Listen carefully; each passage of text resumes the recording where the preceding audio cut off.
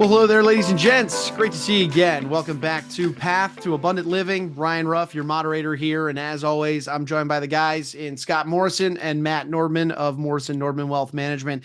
And we're bringing you another episode here on the show today where we have a great guest that's going to be joining us. We're going to dive into a piece of their world, the value they're creating for their clients, and of course, that intersection between Morrison Nordman Wealth Management and the expertise our guests bring to the show. And boy, do we have a great guest indeed today. We have Miss Melissa Smith joining us from Family Brand. And Melissa, she's a founder and thought leader of the family development movement. And we're going to talk about what that really means. But ultimately, she's showing parents these days how to kind of transform their family cultures and create relationships that last and grow together and harness values, all this positivity injected into the family circle. And of course, I think it almost goes without saying, but in a world of just increasing challenges in this complex world we live in today, boy, can the Family Brand and Melissa's work just kind of work wonders for a lot of families out there. So we'll get into all the good stuff of what she does, how she does it with the families she works with in just a moment. But first, let's say hi to the guys. Matt and Scott, good to see you guys today. How are we doing? Ryan, great to see you. Scott, as always. Great to see both of you. And welcome, Melissa. Welcome to Melissa. Very excited about today. Yeah, we got a good one today. Before we bring Melissa on and get into her world, Matt, why don't you tee things up for us? Why Melissa? Why Family Brand? Why do we want to have them on the show today?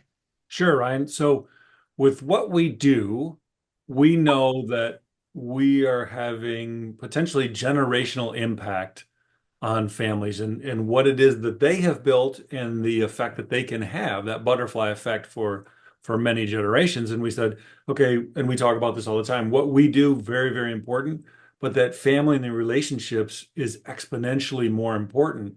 And we know sometimes as entrepreneurs and business owners, right, you get so focused on that day-to-day of the business and you're purposeful and intentional.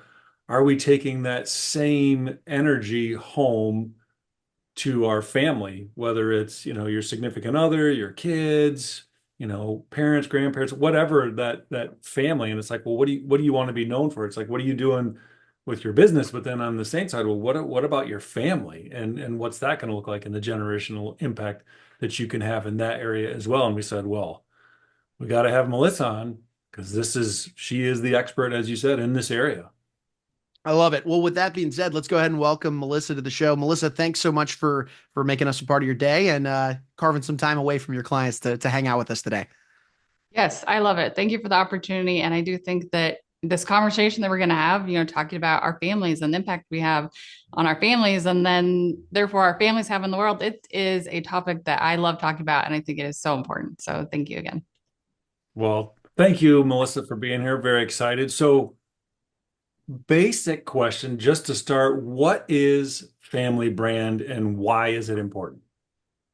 Yes. So we like to say that meaning at Family Brand, we like to say that your family brand is your stand. Your brand is your stand. Getting clear on who you are as a family. And that includes things like your family mission, your vision, your values, and just also your everyday interactions. What do they look like? What are the traditions that we have? That's all part of what we like to call a family brand. Okay. So what was your personal inspiration behind, starting Family Brand?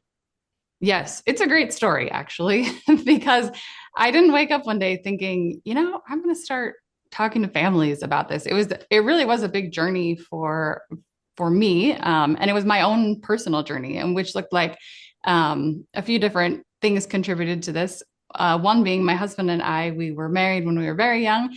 And when we had been married about 4 years, we had 2 little boys and we found ourselves separated and we were seriously considering divorce. And we realized, after looking at the options, we realized no, we want to create a beautiful family together. We saw these 2 little boys that we had together and we realized this isn't what we want for our family. We want to create our family together. That original vision that we had when we first started dating and we're married, we wanted to live it out. And so that kind of started us on this path of, we had kind of been living, we like to say by default, just going through the motions. And this that I think was the thing that was a catalyst for setting us to live a life more of like design. Like, what do we want for ourselves? How are we going to get there? And then again, that was the catalyst. And then a couple other things later on contributing to the development of this family brand business now is my husband has a coaching consulting company that he helps businesses get really clear on some of these same things, which that we can get into that a little bit more of that later. But that has always been such an interesting thing to me, that businesses, they talk about their culture and they talk about developing their people, but sometimes we don't bring those same conversations into our families. And so Chris approached me one day and he said, hey, let's take our family through my process that we do for businesses, helping them define some of these things. And, I was on board and I thought it was a good idea. And so we went through his process, and out of it, we realized, wow, we just created a family brand. And I would say, lastly, the last thing I'll mention that kind of inspired the creation of this was we wanted a narrative for our kids that we felt was like a really powerful one that created an identity that we wanted for them. In our family history, my husband's lost two brothers to suicide and addiction. And we realized, we don't want our kids to just take on some of this identity, that this is what it means to be a Smith. This is what it looks like. We realized, how can we offer them a family narrative that is we want it to be authentic and real, but also a narrative of like what is possible for the Smith family. And family brand is a way that we found to do that, and that we've helped other families create the same thing. What does it mean to be, insert your last name, and how can we live that life that we dream for ourselves and our families? So love all of it. So is there I don't want to say a best type of family culture to have, or, how do you build that strong family culture? Clearly working with you and Chris is going to help immensely, but like if someone doesn't have that, or if, does that make sense? Like, okay, Yeah. how do you build that? Yes.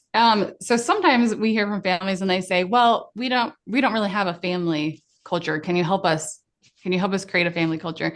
And I always kind of laugh and say, well, you do have a family culture. Everyone has a family culture. It's just a matter of, has that culture been built by design, or is it just kind of the default culture that exists in the home?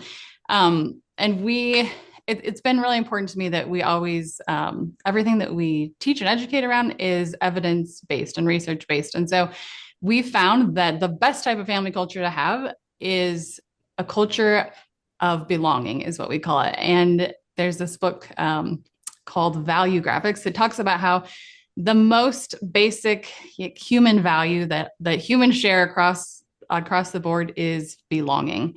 We all want to feel like we belong. And if we can create in our homes the culture of belonging, where every family member feels like they belong, every family member feels like they have a voice, that is going to set your family up for the most success.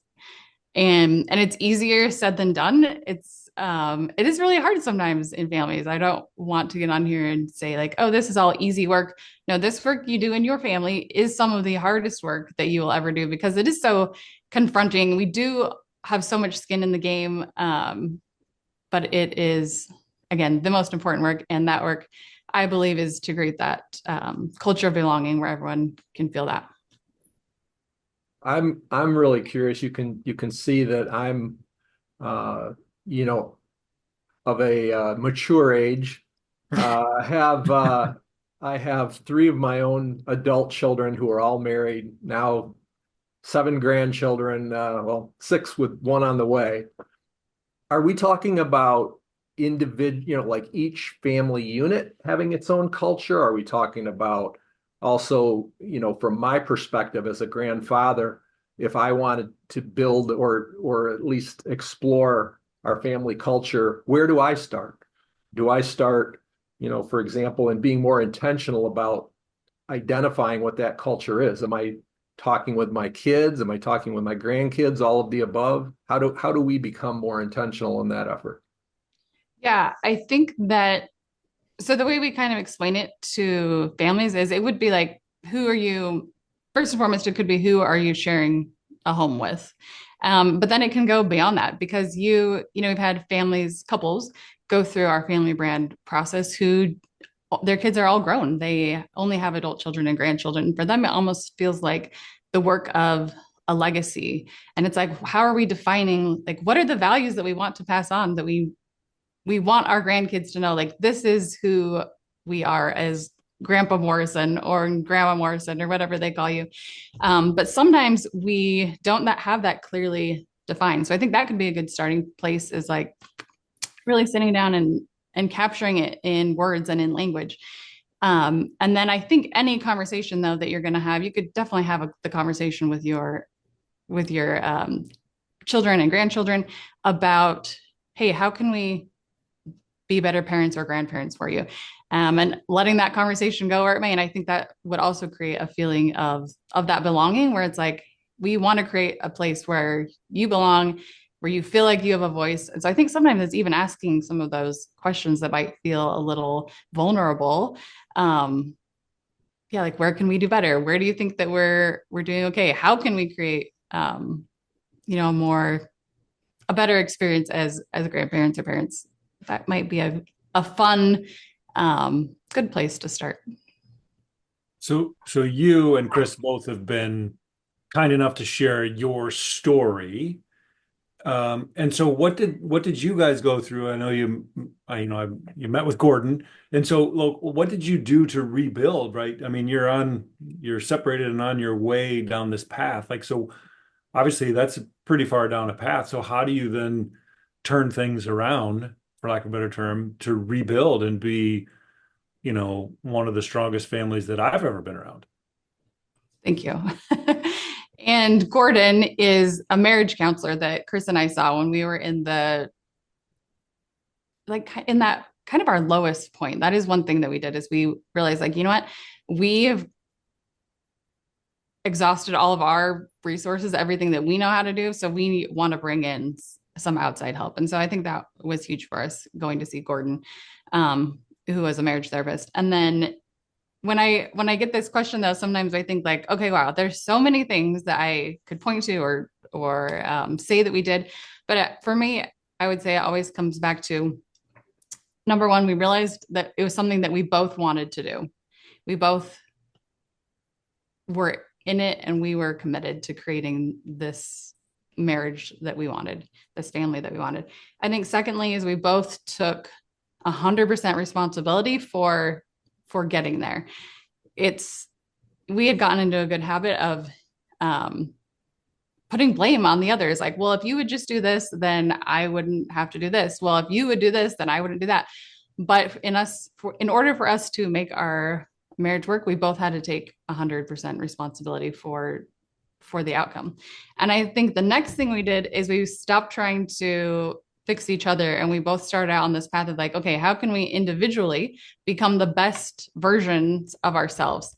And so there's nothing wrong with you over there. There's nothing wrong with nothing you need to do in order for me to love you more. But it's like, I am on my own journey and I want to get better. And as we each took responsibility for that, their marriage just naturally improved. And we just also became better. And on that journey of becoming better individually, it led to us becoming better collectively. And of course, there were other things that we did collectively. We were learning, like I said, we went to a marriage therapist. We were learning new communication skills with each other. But I would say those kind of things of taking the individual 100% responsibility and working on just becoming the best version of ourselves were probably the foundational things that I would point to. Okay. Melissa, we have a lot of guests on this show that are successful business owners. We're getting their slice of experts, also, of course, of their slice of expertise, that is. And then Scott and Matt, obviously they work with a lot of successful business owners. And when you're a successful business owner, you have a lot of things that are happening in your life, business related challenges. I'm sure there's personal related challenges, but all throughout that, your family remains constant. And it's something that is one of the most cherished things anybody has in this world. So for that person out there that feels like they're just fighting an endless task list of demands and expectations and things as a business owner or a high ranking professional of any sort, how does somebody take back that cherished item, that family dynamic they have, and reprioritize it in a way so that they feel that sense of fulfillment and don't allow just that sense of drowning in tasks to keep them from being able to cherish what they love most. Yeah. And I think you alluded to maybe the first thing I will say is, all the research shows when it talks about strong families, one thing that strong families do is they do prioritize their family. But then it's the question of like, well, how do you do that? Like, what does that look like? And so the first thing that I like to tell families to do is to really look at how you're spending your time. Like look at your calendar, because a lot of times your calendar will give you a clue as to where the time is actually going. And are you having, I think some of the foundational things are you having family meals together? That can be a really easy thing to look at. How much time are you spending together? Research also shows that strong families spend time together. We'd like to say it is not just like quality time, but it's like quantity also, quality time in good quantity. So that's where I would start, is actually taking out my calendar and taking a real honest look about the actual time spent with my family. Because a lot of times I feel like business owners, they will say, well, I'm burning the midnight oil at work because I'm doing this for my family.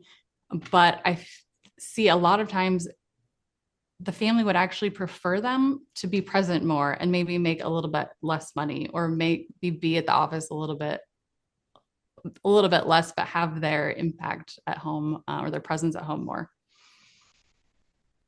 How do you, Go ahead. I was going to say, how do you, I guess I'm thinking of, again, now back to some small children in this whole process. Mm-hmm. How do you incorporate them into taking ownership, and what kind of things do you give them an opportunity to take ownership for within the family in all of the respects that we've already discussed? Because I think so much of what we're talking about is, again, a business owner and it could be two business owners. It could be a husband and wife who both have their own businesses. How do you incorporate the children into that as well, where they're taking some ownership and feeling that belongingness? Yes, I think that. So I guess one thing I didn't say earlier is my husband and I, we went on to have 3 more children. So we have 5 kids, currently ages 7 to 17.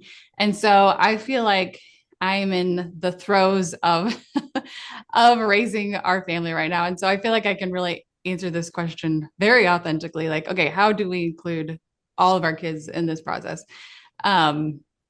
Which is, we try and include them as much as possible. If we're talking about creating your family values, it's not something that my husband Chris and I just decide on and then we tell the kids this is what we're doing. We actively try and include them in every single conversation.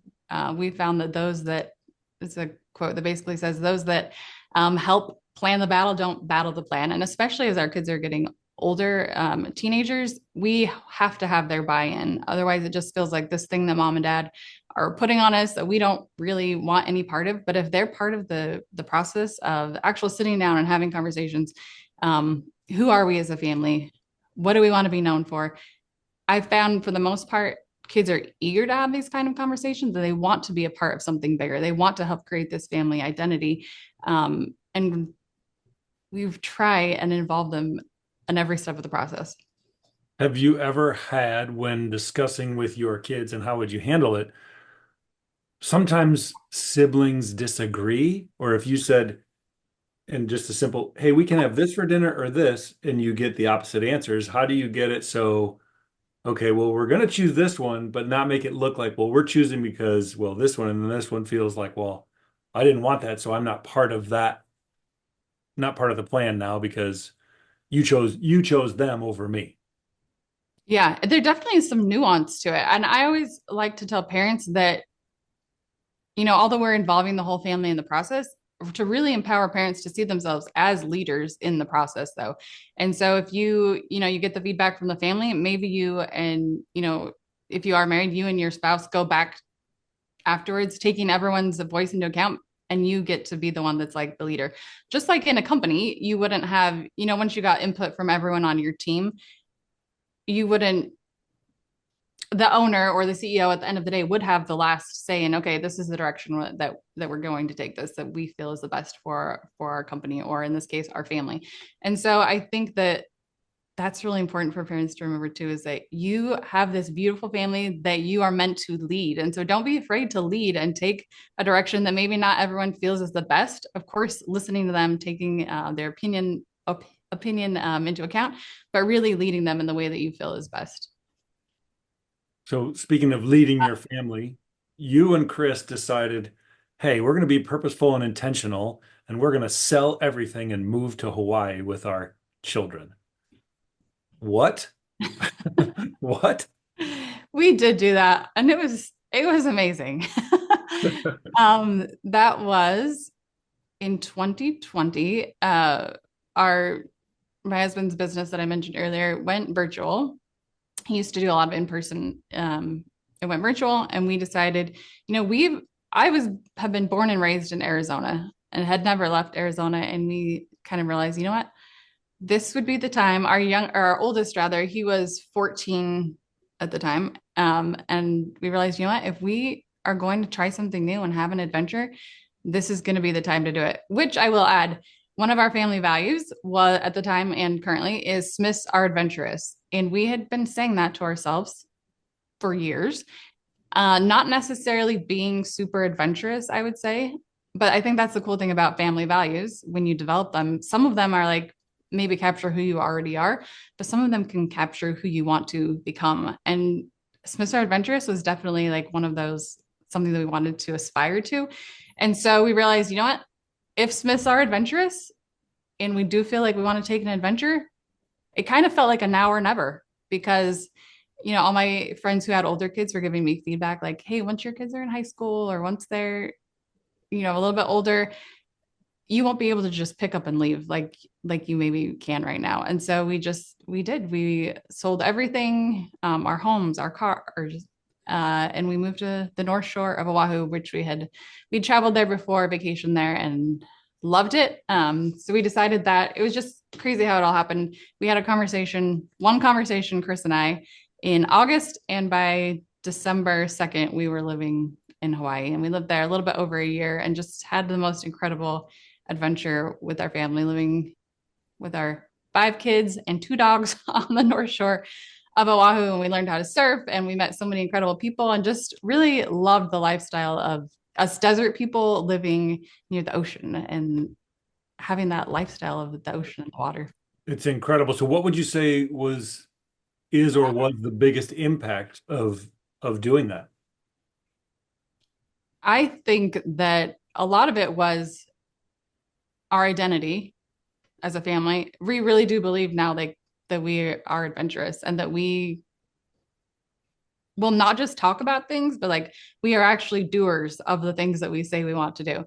So I think that was huge. And then, at a smaller level, I think every day I'm connecting with someone that we met in Hawaii, or my son is talking to his friends and arranging hey, how can I go out and stay with your family and surf again?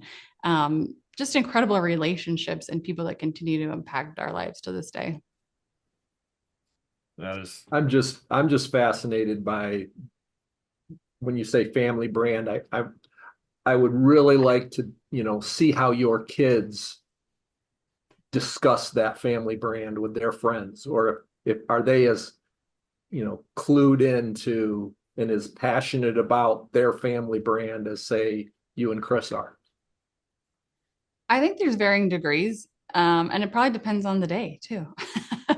One thing that I do love that we have done and that we encourage every family to do once they have established this family brand is to put it up on your wall, and we call it a family brand wall. And so we have a wall in our kitchen next to the kitchen table that has all of our family values and our family mission or our family vision. It's all captured there in language, in little squares, really cool little kind of pictures that we have up on the wall. And everyone that comes into our home can see them, and they can see who we are as a Smith family and what we stand for, which I really love. And I have a friend, she's become a friend. We met online. She went through our program, and she tells me this story about how her kids' friends come over to their house the first time after they hung up their family brand wall and started looking in there. And one of their family values is their last name is Martin. Martin's bringing the fun. That's one of their family values. And her son's little friend looked at him and he was like, "This does sound like you. You do you do bring the fun." And for her, that was just like such a testament to like, wow, I love that we've developed this language for our family, and not only just for our family, but for other families too. And now other families know like who they are and what they stand for when they come into their house and when they're out in the world. Which is a great lead into what are those success stories you could share with us, now that you've, taken this and turned it into a service for other people to take advantage of. Yes. So the family I just was talking about, the Martins, they're probably my favorite success story, actually. They found family brand in a time where they'll say they were kind of in crisis. They had a child who was really struggling with his mental health. I think he was 15 at the time. And he was actually hospitalized for suicidal ideation. And he was getting the appropriate medical help that he needed, but she felt, after they were kind of getting out of the real crisis situation, but she said, I knew that our family needed healing, but there was nothing available for our family collectively. He had some things he was doing. I had some things I was doing, but we wanted something collective that we could be a part of. And so Family Brand allowed them to really define who they were outside of, maybe some of these labels they had started adopting for themselves, but realize, we can be defined by how we choose to be defined. And this is how we want to define our family. And she now like helps me coach families in Family Brand. There's this incredible family who Family Brand really has transformed their family and their life. And then another, that's kind of like an extreme example of the power of this work. And maybe another smaller example would be another family who, as they were going through the process of developing their family values, they realized that, let me describe the process just a bit for context. We try and make it as easy as possible for families to develop family values. And one way that we do that is we give them kind of like a list of potential family values in these categories of strong families. So like I mentioned before, strong families prioritize their family. So we help them develop a family value around how can we prioritize our family better. Strong families, they talk and they communicate. So how can we develop a family value around our communication in our family? And so that's kind of where this family found themselves, is their teenage son didn't want to participate in the process. They gave him the papers to help facilitate the conversation, and he was like, "I'm not interested." He finally did participate a little bit by kind of circling one thing on one page. But the thing that he selected as something that he felt was important for their family is that everyone has a voice. And so, later his parents went back to him and they said, "Tell me more about this. This is like the only thing you circled. Why did you circle this?" And he said, "Mom and Dad, I don't feel like I have a voice in our family. I feel like your voice and your opinion is the only opinion that matters." And his parents, I think, did such a beautiful job and really looked at that. And it would be easy to be like, "I don't agree," or "That's not true." But they really looked at it, took inventory, and thought like, okay, how can we create a space in our family where everyone does feel like they have a voice? And, they say that it actually changed their family by adding some of this language to their family. Their son now went from like staying up in his room, not wanting having anything to do with them. He comes down, and she gave us like this testimonial, I guess you would call it. And she was saying like, "My son hugs me now." And I'm like, "I don't even know who you are, because before you didn't even want to talk to us or have anything to do with us." So I think that is another example of the power of creating not just family values, but a family, going back to that culture of belonging where everyone feels like they have a voice and a place, and the power and impact of that. So Melissa, you talk about these success stories, which is fantastic, but I'm guessing there are times where one person in the family is showing up as the leader and says, I don't want to say chaos, but hey, I want to go down this path for our family. And then one spouse or significant other and or in this case, like kids or whatever, like they're like, you can see them arms crossed going, I'm not doing this, right? Mhm. So how do you get that buy-in, especially from, the quote unquote leaders of the family, like where one is saying, I want to do this, and one's like, yeah, I don't want to do that.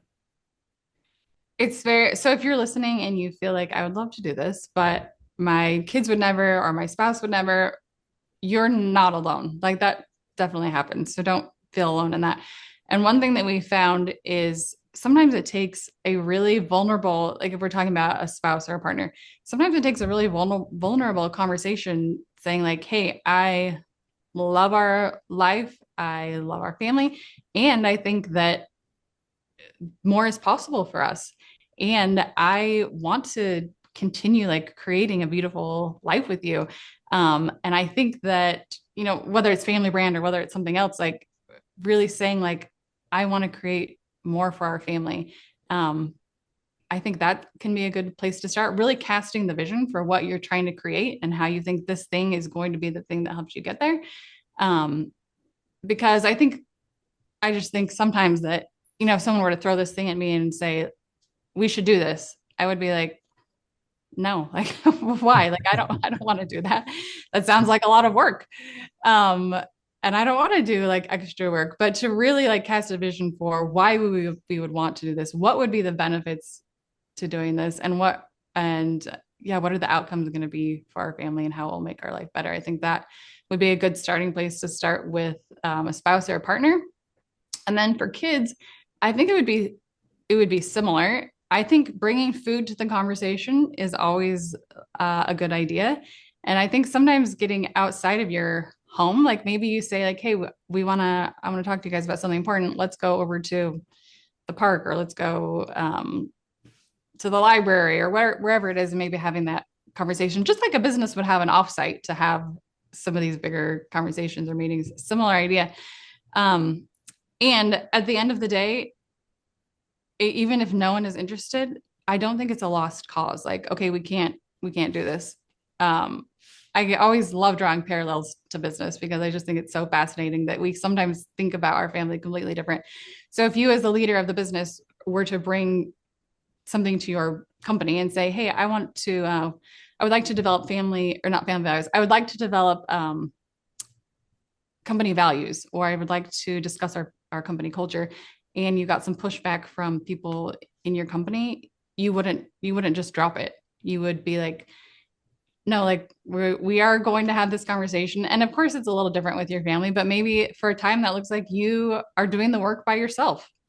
But it's still, I think, possible. And then one other maybe piece of advice I would give is if you really don't feel like your kids are wanting to participate or do anything, sometimes you can involve them, but they don't actually realize it. It sounds sneaky, but like an example of that would be maybe you're driving in the car to practice and you ask them like, hey, what do you think our family will be known for in 20 years? Or what do you think makes our family unique? So involving them in the process of, getting their feedback to some of these things, but not necessarily in this structured formal setting, which might be part of the reason why they don't want to do it. Makes perfect sense.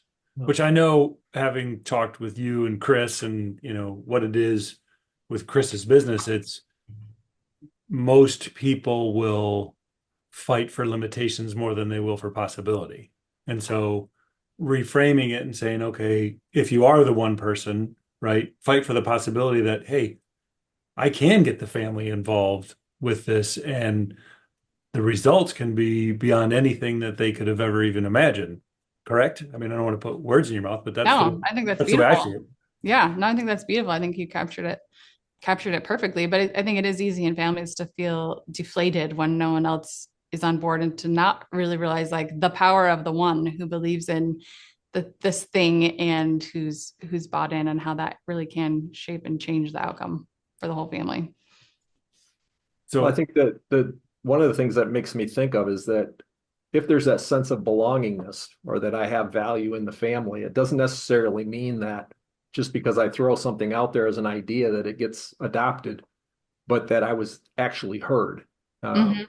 Is pretty powerful that the person within that family structure, each person is important enough to hear, understand, but that ultimately, like you said, the parents are the leaders and are going to say, hey, great input from you, something to consider, but not right now.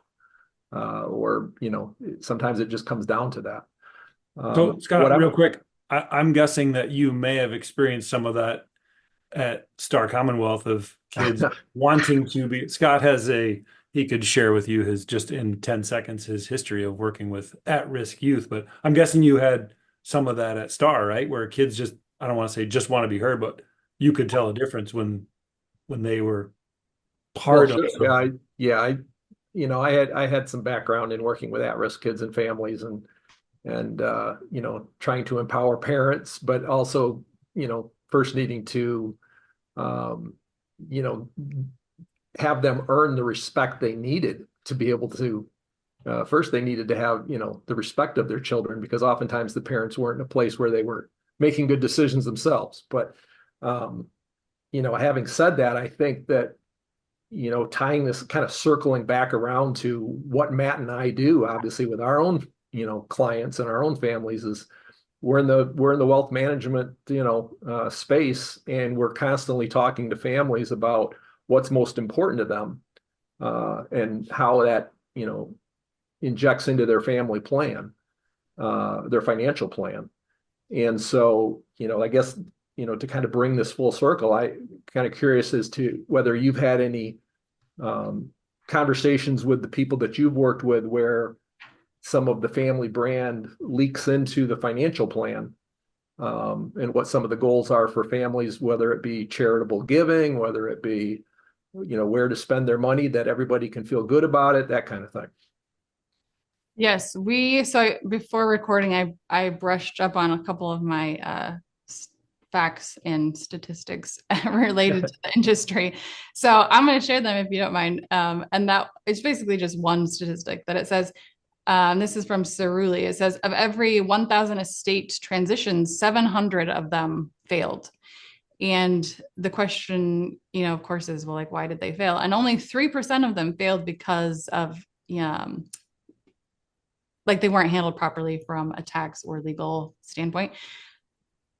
All that was only 3%. All the rest of the estate transitions that failed were due to not articulating shared values, the inadequately prepared heirs, meaning they didn't establish this, and this is from their research, saying they didn't establish family values, and that the heirs didn't really know like what the intended use of the money or the family values themselves were.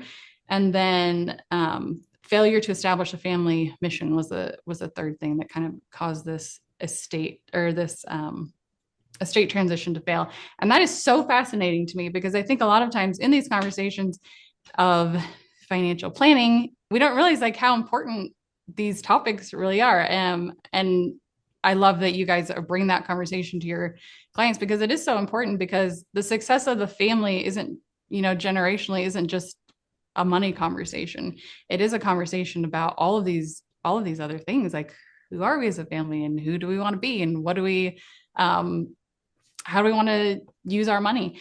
And so I have seen family brand used in a way that really helps that process for financial advisors and for families themselves, just to get more clear as we're trying to make these decisions on what do we do with our estate. And we also, it is an area that I want to explore more, because I don't think that me and family brand has really explored how much of an impact this could have on the industry and for advisors and their families. I am right there at the top of the list. That's, as I said at the very beginning, that it all ties together in that, because you referenced it, right, from the research alone that shows 70% are failing. Well, those are the ones that responded, right? Yeah. How many are not responding to these surveys where it was, for lack of a better term, a train wreck, right? And if you talk to different attorneys or CPAs about these transitions, and they can tell you, countless stories of, yeah, it did not go well. And it wasn't because legally or tax-wise the structures weren't in place. It was, for lack of a better term, those family issues, or there was Mhm. no, They lacked a family brand. they lacked the family brand. Exactly. So if Melissa, if someone wants to contact you and says, hey, I want to learn more, or I am ready, how do they reach you? I think the easiest way, of course, I have a website, familybrand.com. We also have a podcast where we talk about a lot of these same things, basically anything to build strong families. We talk about that on the Family Brand podcast. But the easiest way to get a hold of me directly would just be at melissa@familybrand.com. Fantastic. Well, thank you so much for your time. Greatly appreciate it. And we know that the work you have done and will continue to do will have generational impacts that you will see some, and you will most likely not see a lot of them, because it's just going to go for so long for so many people and just be so positive. So And thank if you. we ever find ourselves in some family conversations around estate planning that aren't going very well, we can certainly refer them your way.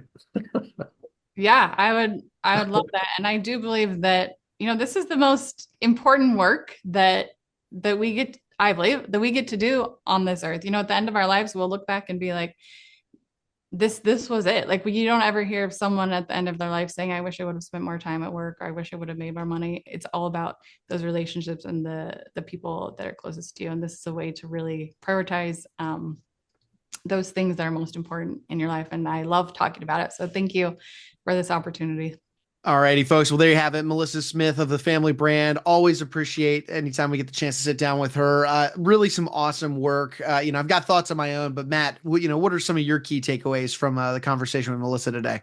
Ryan, we talked about it, that intersection between what she does and what we do.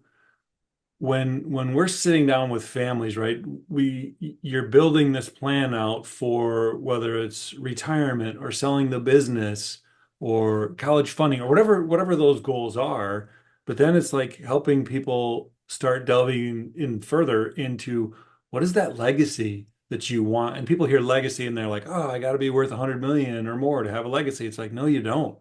Right? It's we're all going to have a legacy. We're all going to be known for something as a family. And so what are those values and what's important to you and your family that you want to pass on to your kids and grandkids and potentially great grandkids and future generations that you may never meet, but they look back and they go, oh, Ryan, yeah, Grandpa Ryan, great Grandpa Ryan, yeah.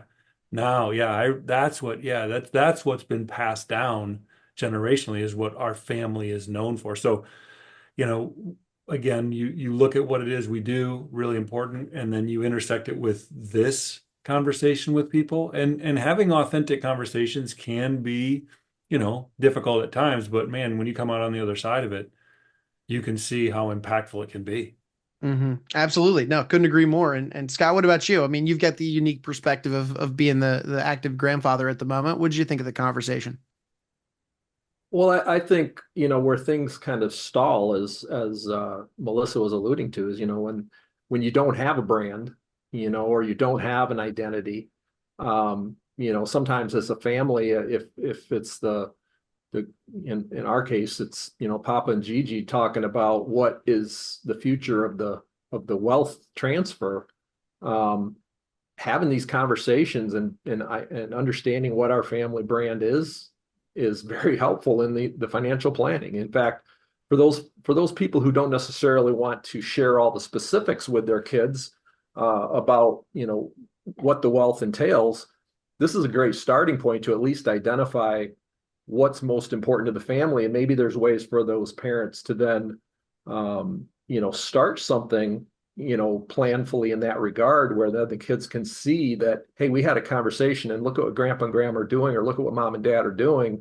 They're giving to those causes that that we talked about, or they're important to us, or to those values that we talked about, or they seem to be putting financial planning around that kind of discussion. So to me, that just seems like a great way for buy-in, for the family to feel like, hey, we're we're developing an identity, and we're figuring out what we want to be known for.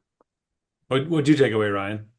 Yeah, well, I love that, Scott. Agreed. And kind of piggybacking on that thought is I think back to some of our early episodes on this podcast where we were talking about preparing heirs for their inheritance, the family constitution, some of these fundamental strategies that you guys work with families on doing.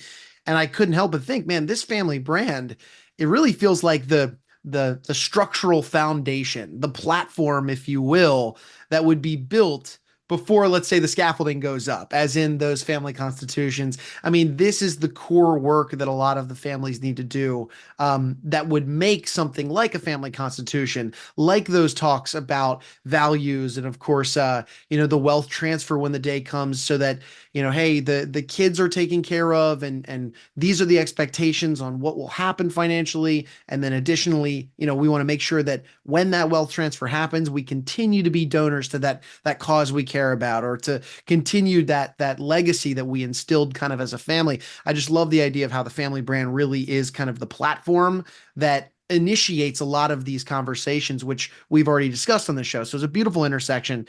But the other big thing that I love is the buy-in from the children. I think it's a really important factor of it all. I mean, sure, as adults, you're the decision makers, and ultimately you will make the decision. But at the same time, as Melissa alluded to, the family brand is very much the adults and decision makers and the children. You need buy-in on that granular level from the kids as well. And it was really interesting hearing some of the tactics, if you will, to get some of the buy-in from the children, because I think that's a really important part of it as well. So just awesome conversation. I love the work she's doing. I think there's no doubt that this is an extremely valuable thing to so many families out there. Could not agree more. Exactly. And I mean, look, you guys have similar conversations with folks, more granularly speaking to the financial element at hand, like the estate transfer we mentioned, or the charitable giving and the causes you care about. So if anybody out there, guys, would enjoy opening up a dialogue with you two, to talk through some of those vehicles, hoping that maybe they do already have a family brand in place. And now it's time to talk shop, if you will, on how we can make an impact in the world. What would be the best way they could get in touch with you guys? Best way, the traditional way, phone call 517-333-7967, or go to our website, Morrison Nordman with two N's on the end.com. And you can click on a link to schedule a quick get to know you call, or even further, if you want to schedule a possibility meeting to delve deeper into, what's possible. I love it. Well, guys, I appreciate you and your time. It was fun hanging out today, of course, with Melissa, and I'll see you guys back here on the next one. Sounds good, Ryan. Have a great day. All right. Scott, see You you too. very soon. All right. Till next All right, time. fellas, we'll take it easy. And hey, ladies and gents, we appreciate you all for making us a part of your day. And if you enjoyed today's discussion with Melissa Smith and you learned a thing or two, I know I certainly did, then make sure you hit that subscribe button on whichever platform you checked us out on today, so that you don't miss out on future conversations like this one, where whether it's Matt or Scott and I dive into unique wealth management topics, or we bring an esteemed guest on and get into their world, this show is meant to provide value for you and yours, and we'd hate to have you miss out on any of that good stuff. Before Scott and Matt, and of course Melissa, I'm Ryan. We're going to go ahead and say so long. But once again, thanks for stopping by and being with us on Path to Abundant Living.